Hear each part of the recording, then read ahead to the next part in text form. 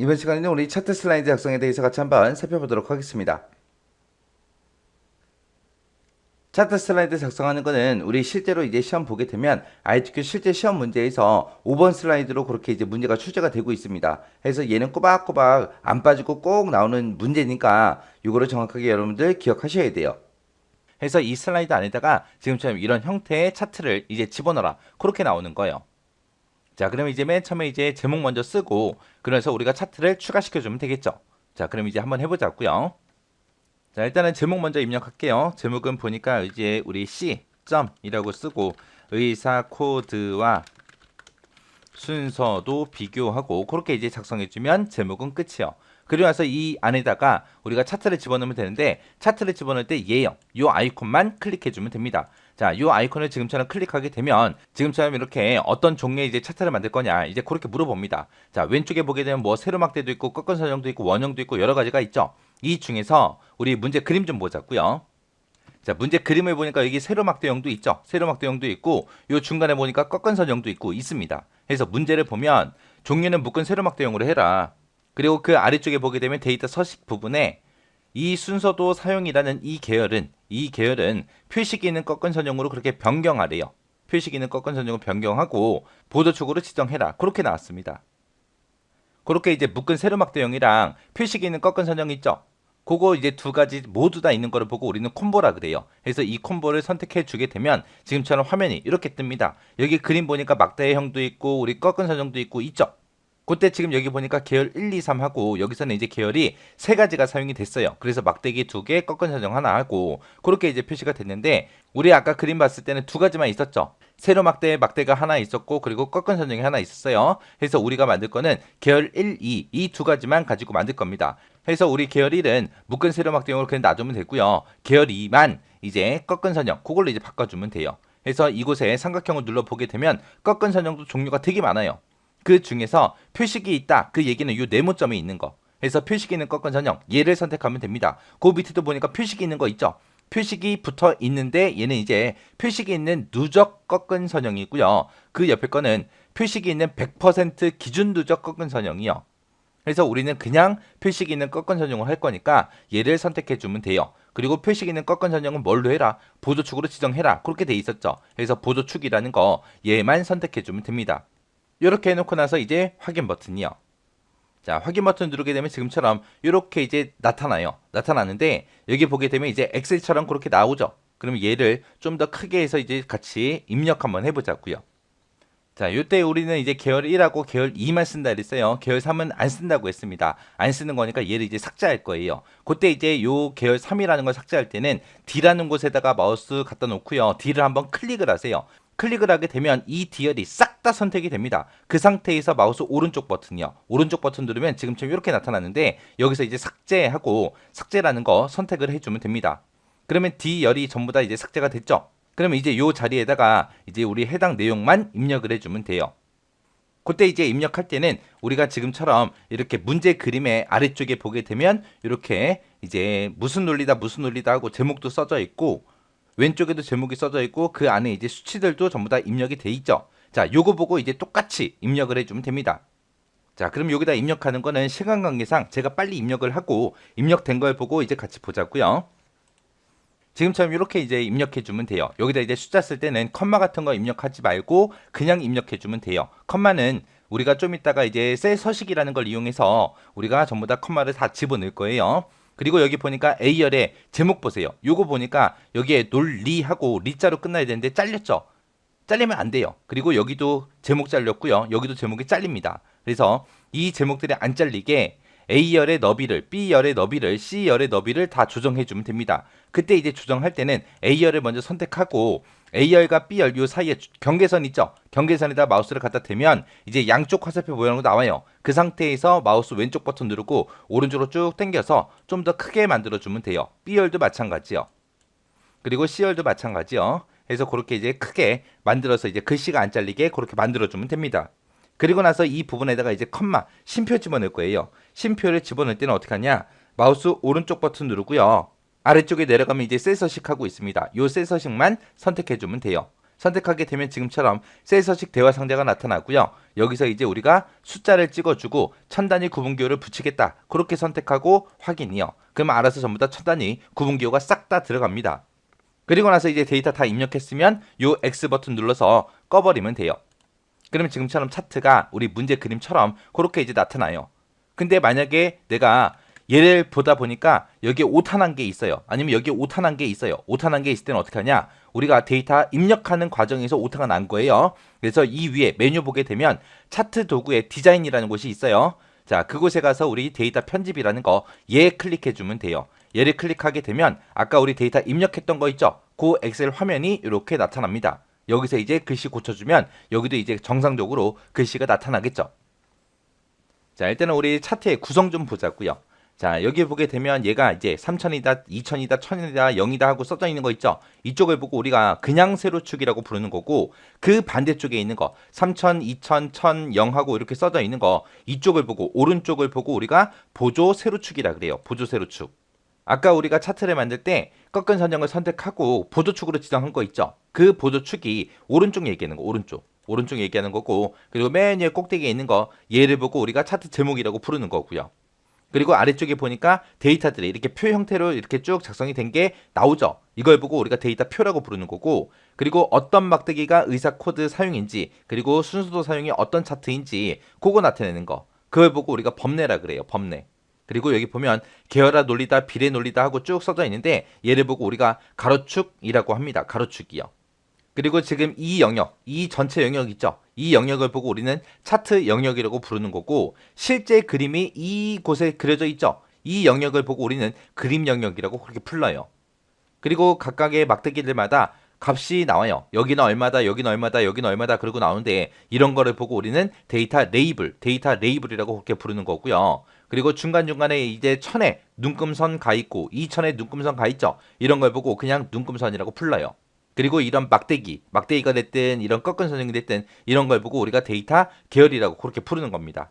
그래서 차트에는 이렇게 많은 것들로 이제 구성이 돼 있어요. 자, 그 다음에 이제 문제를 보니까 차트의 종류를 묶은 세로 막대용으로 해라. 얘는 이미 했고, 그 뒤에 보니까 차트에 대해서 이제 글꼴은 도둠체, 16포인트, 그리고 외곽선 집어넣어라. 외곽선이 뭐냐? 이 테두리 얘기하는 거예요. 이 테두리요. 이 테두리 보니까 까만색으로 되어 있죠. 그래서 외곽선 얘를 이제 까만색으로 우리가 선을 넣어주면 됩니다. 자, 그럼 요거 좀 하자고요. 자, 일단은 우리 차트 선택된 상태에서 위에서 이제 글꼴 바꿔주면 돼요. 얘는 이제 도둠체로 하라 그랬으니까 도둠이라고 써주고 엔터. 그리고 글자 크기는 16포인트로 하라 그랬으니까 16이라고 쓰고 엔터. 그 다음에 이제 외곽선을 집어넣을 때는 이 차트도 하나의 우리 도형이에요. 도형이기 때문에 이 도형 윤곽선에 가서 우리 까만색 선택해주면 돼요. 그러면 이제 얘 다 끝났고요. 그 밑에 거요. 이제 세부 조건 좀 보자고요. 차트 설명하고 나왔습니다. 차트에 제목 집어넣어라. 차트에다 제목을 지금처럼 이렇게 집어넣으면 되겠죠. 그러면 이제 글씨를 이렇게 입력해주고 그리고 얘는 이제 궁서체 24포인트 굵게 해라. 그리고 채우기는 흰색으로 해라. 이 안쪽이 전부 다 흰색으로 돼 있죠. 그 흰색으로 하고 그리고 테두리 쳐라. 그때 이제 테두리 보세요. 테두리도 까만색으로 돼 있죠. 까만색으로 돼 있으니까 그냥 까만색으로 해주면 돼요. 색깔은 딱히 나오진 않았지만 까만색으로 그렇게 설정해주고 그림자 집어넣으래요. 오프셋 오른쪽으로 그림 집어넣어라. 자, 그럼 요 차트 제목 좀 해보자고요. 자, 지금 여기 보니까 이제 차트 제목이라고 있는데 얘를 이제 클릭 한번 해주고요. 이 안에 있는 글씨를 싹 다 지웁니다. 지우고 나서 이제 제목 입력해주면 되죠. 논리적 사고력의 순서도가 미치는 효과하고 이렇게 이제 써주면 됩니다. 이렇게 입력해놓고 이제 이 차트 제목 쓴 거 있죠? 제목 쓴 거를 선택을 하세요. 선택하고 나서 이제 글자 크기, 모양, 색깔, 그리고 테두리도 바꾸고 그리고 다 바꿀 겁니다. 자, 맨 처음에 이제 궁서체로 하라 그랬으니까 요 위에서 궁서 하고 써고 엔터. 그리고 나서 그 옆에 가서 이제 글자 크기는 24포인트로 해라 엔터. 그리고 굵게 해라 굵게. 그리고 채우기는 흰색으로 해라. 채우기가 여기 도형 채우기 얘기하는 거요. 도형 채우기 선택하고 우리 흰색 찍어주고요. 그 다음에 도형 윤곽선은 까만색으로 해라. 까만색 이렇게 이제 선택해주면 됩니다. 그리고 나서 이제 그림자만 집어넣으면 되죠. 그림자는 도형 효과요. 도형 효과에 가게 되면 그림자라고 있고 문제에서 이제 오프셋 오른쪽으로 하라 그랬으니까 마우스 하나씩 갖다 대면 이제 전부 다 제목이 뜨죠. 거기서 이제 오프셋 오른쪽이라는 거 얘 선택해주면 됩니다. 그러면 이제 제목 끝이요. 그러면 지금 이제 요만큼 이제 처리한 거고요. 그 밑에 거요. 그 밑에 보니까 이제 차트 영역. 차트 영역은 노란색으로 채워라. 그리고 그림 영역은 흰색으로 채워라. 그렇게 해요. 차트 영역이다. 그러면 이 전체 영역을 보고 우리는 차트 영역이라고 했습니다. 해서 이 차트 자체를 선택하고 나서 노란색으로 이제 채우기를 하면 될 거고, 그리고 그림 영역이다라고 하게 되면 실제 그림이 그려져 있는 이 안쪽 영역이요. 그래서 실제 그림이 그려져 있는 곳을 클릭한 다음에 이제 흰색으로 채우기를 해주면 돼요. 그래서 일단 차트 바깥쪽 한번 선택해 주고요. 차트 이런 데 있죠. 비어있는 곳, 이런 데 한번 선택하게 되면 여기가 이제 차트 영역이요. 자, 얘 선택하고 나서 우리 도형 채우기 이쪽으로 가면 돼요. 그래서 도형 채우기에 가서 우리 노란색으로 채워라. 노란색 찍어주면 될 거고요. 그 다음에 이제 그림 영역이요. 그림 영역은 실제 이 막대기가 있는 곳을 보고 얘기한다 그랬어요. 자, 이 안쪽을 한번 클릭을 하게 되면 지금처럼 이렇게 이제 잡힙니다.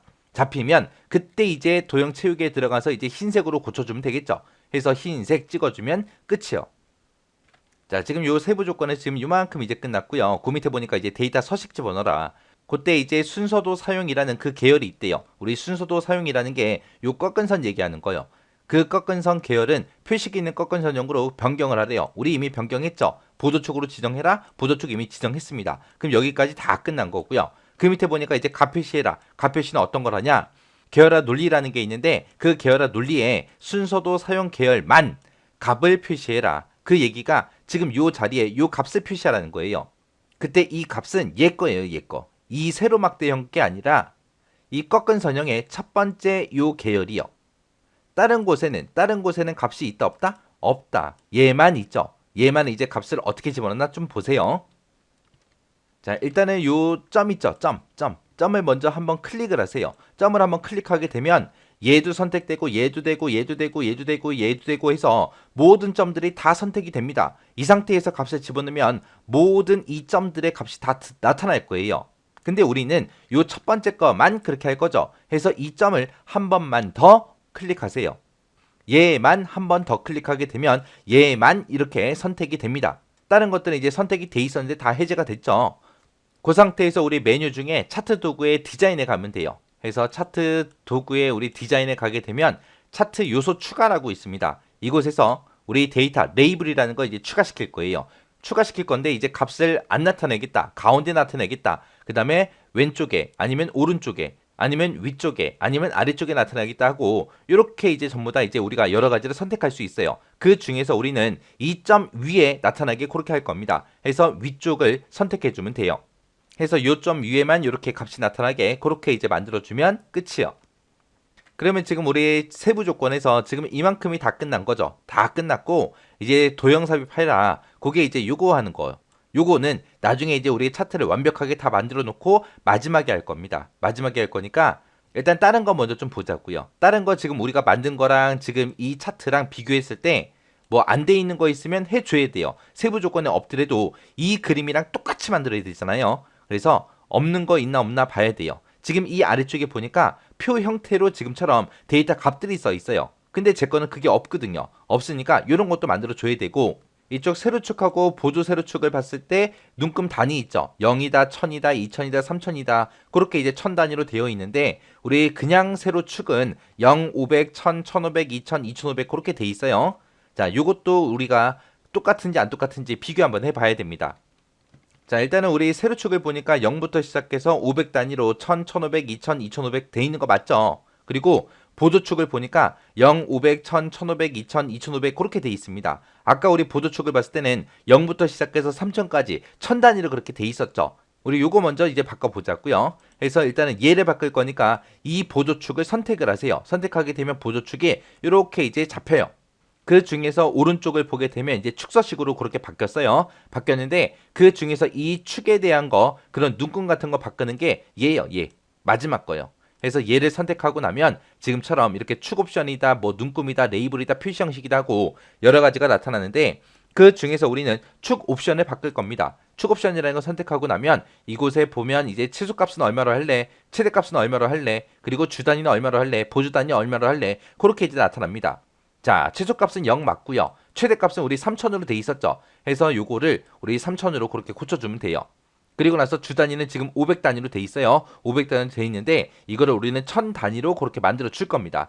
자, 그리고 나서 이제 이쪽 차트가 있는 곳을 한번 클릭하세요. 클릭하게 되면 내가 설정했던 게 전부 다 이제 적용이 됩니다. 그러면 이제 보조축하고 세로축은 이제 전부 다 끝난 거예요. 자, 그러면 이 아래쪽에 이제 표 형태로 나타나게 좀만 해보자고요. 자, 일단은 이 차트를 먼저 선택하고요. 그 다음에 우리 맨 위에 차트 도구의 디자인이요. 디자인에 가서 우리 차트 요소를 추가하겠습니다 라고 선택해주고 우리 데이터 표라는 걸 집어넣겠다. 집어넣긴 집어넣는데 지금은 없음으로 되어 있으니까 그 데이터 표가 나타나지 않은 거고요.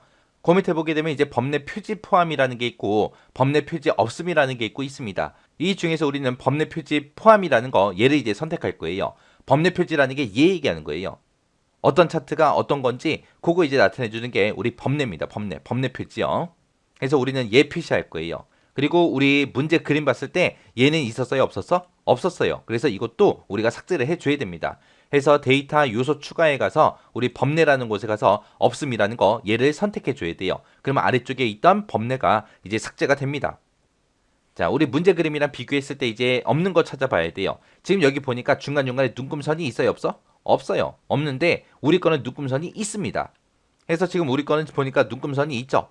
그래서 이 눈금선을 삭제해야 되는데 삭제하는 방법은 눈금선 아무거나 한 번만 클릭을 하세요. 클릭하게 되면 지금 왼쪽 오른쪽에 보게 되면 눈금선들이 이렇게 이제 선택된 거를 우리가 확인할 수 있습니다. 그 상태에서 이제 우리가 딜리트 키만 눌러주면 돼요. 딜리트 키 누르게 되면 지금처럼 이렇게 눈금선이 없어집니다. 그리고 나서 이제 문제를 보니까 여기 왼쪽에 까만색으로 되어 있고 여기도 이제 까만색으로 되어 있어요. 그리고 요 아래쪽도 이 데이터 표도 까만색으로 그렇게 되어 있습니다. 근데 내가 작성한 거 보면 그렇게 안 돼 있죠. 이제 그거 지정할 거예요. 해서 일단은 세로축부터요. 세로축 선택해주고 우리 홈이라는 메뉴에 가게 되면 도형 윤곽선이라고 있습니다. 도형 윤곽선에서 까만색 선택해주고요. 그 다음에 보조축이요. 보조축도 선택해놓고 도형 윤곽선 까만색 선택. 그 다음에 이제 데이터 표요. 데이터 표도 한번 클릭해서 선택을 해주고 그 다음에 도형 윤곽선 까만색 클릭이요.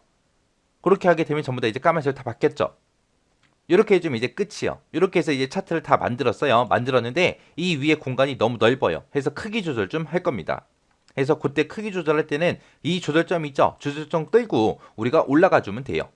자, 그리고 나서 이제 우리 문제 보면 이제 문제 그림이랑 똑같이 이제 작성이 됐습니다. 자, 그러면 우리 아까 이 도형은 아직 안 했죠? 자, 이 도형 삽입 좀 하자고요. 이 도형은 보니까 육각형 그거 집어넣어서 지금처럼 학습에 효과적 요 글씨만 이제 집어넣고 스타일 요렇게 바꿔주고 이제 글자 모양 크기만 바꿔주면 됩니다. 그래서 우리 삽입이라는 메뉴에 들어가고요. 우리 도형에 들어가서 이제 육각형이요. 그래서 육각형 여기서 이제 선택을 해주고 우리가 적당한 크기로 이제 드래그해서 만들어주면 됩니다.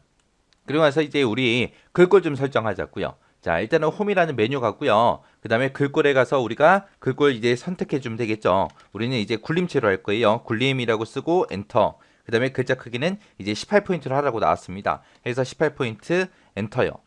그리고 나서 이제 글씨 입력하면 되겠죠. 그래서 학습에 효과적 하고 이렇게 입력해 주면 돼요. 그리고 나서 크기 조금만 더 크게 할게요. 그리고 나서 보니까 이제 글씨 색깔이 지금 흰색으로 되어 있어요. 근데 아까 문제에는 까만색으로 되어 있었거든요. 그래서 글자색 까만색 하고 얘 선택해 주면 됩니다. 그리고 나서 이제 우리 문제에서 도형의 스타일을 미세효과 파란색 강조 1이라는 거 선택하라고 했습니다. 그래서 일단은 이 도형 선택해 놓고 그리기 도구의 서식이요. 서식에 가게 되면 도형 스타일하고 여기 있습니다. 자, 여기서 이제 도형 스타일 선택해 주고 자, 우리 미세효과가 얘예요. 미세효과 파란색 강조 1이라는 거 얘만 이제 선택을 해주면 끝이요. 이렇게 해서 이제 문제에 있는 거 전부 다 풀었습니다. 자, 그럼 문제 좀 잠깐 보자고요. 자, 이렇게 해서 이제 작성해 주면 되는데 지금처럼 세부 조건에 있는 것만 하는 게 아니라 우리 문제에서 제시한 이 그림이랑 똑같이 만들어 줘야 돼요. 그래서 세부 조건에 없더라도 내가 만든 거랑 문제지에 나와 있는 이 그림이랑 다른 점이 있으면 똑같이 전부 다 만들어 줘야 됩니다. 자, 그럼 이 차트도 직접 한번 해보세요.